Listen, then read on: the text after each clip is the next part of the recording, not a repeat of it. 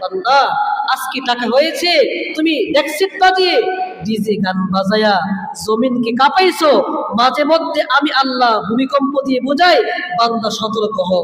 যদি সতর্ক না হও, আমি আল্লাহ তোর কবরটাকে আমি কাঁপাবো। আল্লাহ তাআলা মাঝে মধ্যে ঝড় দিয়ে, তুফান দিয়ে, ভূমিকম্প দিয়ে থাকে, যাতে করে আমার পথ বলা বান্দাগুলা, যেই বান্দাগুলো তার রবকে ভুলে গিয়েছে, যেই গোলামগুলা তার মহাবল ভুলে গিয়েছে, তার পয়গম্বরকে ভুলে গিয়েছে, যাতে করে তারা সতর্ক হয়ে আল্লাহর সিজদা, আল্লাহর গোলামিতে তারা পরিণত হয়। কিন্তু দেখা যায় আল্লাহ পরীক্ষা দিয়েছে সতর্ক হওয়ার জন্য, মুসিবত দিয়েছে, ঝড় দিয়েছে, তুফান দিয়েছে, বান্দা আগে নামাজ পড়তো না, এখনো নামাজ পড়ে না। বান্দা আগে সুদ খাইতো, এখনো সুদ খা। বান্দা আগে জিনা করতো, এখনো জিনা করে।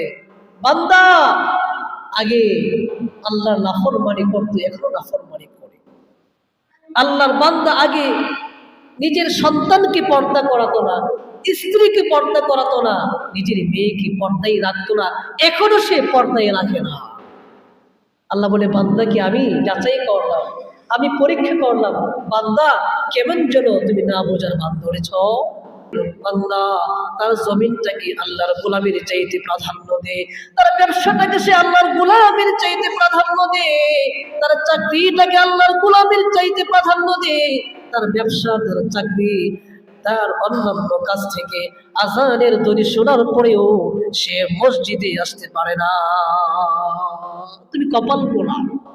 যে ব্যবসা, চাকরি, যে জমি আজানের পরেও তোমাকে আটকে রাখে, মনে রাখো এই ব্যবসা, এই জমি, এই চাকরি তোমাকে জান্নাতের পথ নয় জাহান্নামের পথ দেখাবে।